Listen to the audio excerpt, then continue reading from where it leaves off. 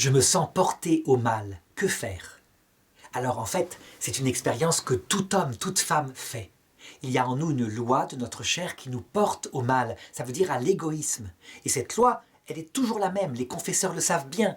C'est les lois du plaisir recherché pour lui-même, c'est les lois de l'argent qui sécurise recherché pour lui-même, c'est les lois de la vanité, c'est-à-dire le regard des autres qui nous admirent recherché pour lui-même.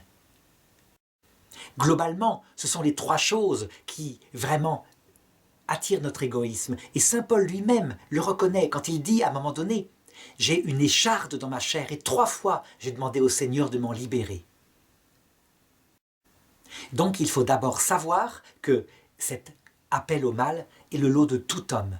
Mais évidemment, que certains hommes ne passent pas à l'acte et l'appel au mal est juste dans leur tête, dans leur conscience ou dans le secret de leur vie.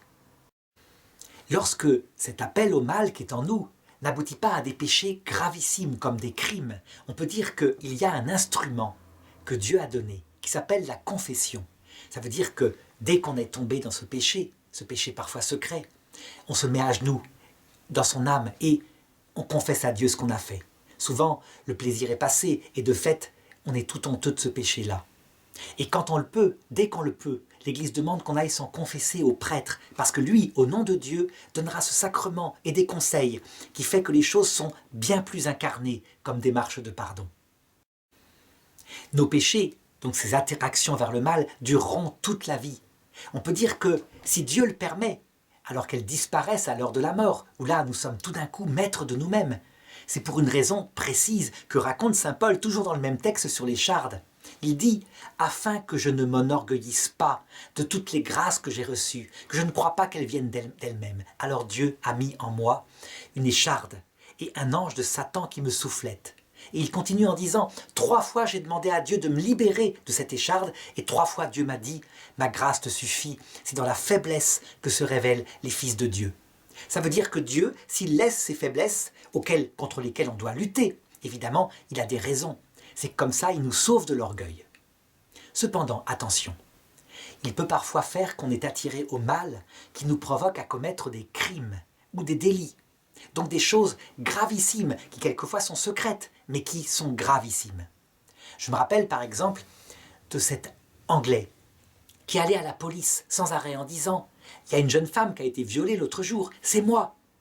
Et les policiers lui disaient « Mais oui Jacques, c'est toi, encore toi, arrête de t'accuser de tout, on sait bien, c'est à chaque fois toi, etc. » Et il pensait que c'était un mythomane qui simplement voulait se faire entendre, être écouté par les policiers.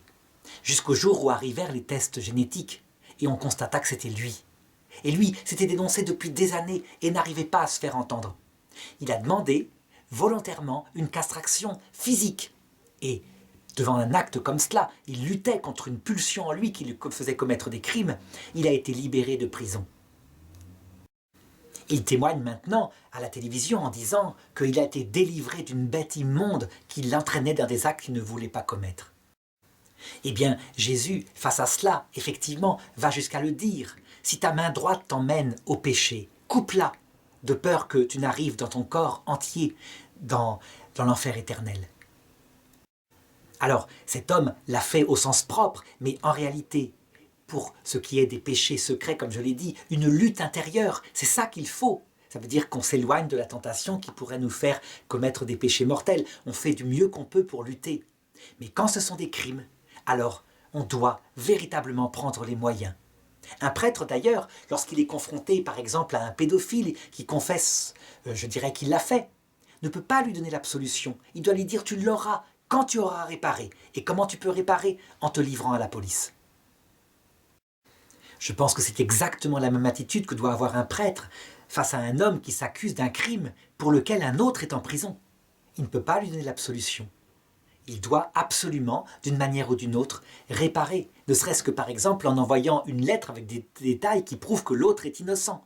S'il ne veut pas se livrer, en l'occurrence, quand c'est pas gravissime, quand c'est par exemple un vol, un simple vol d'autoradio, mettons.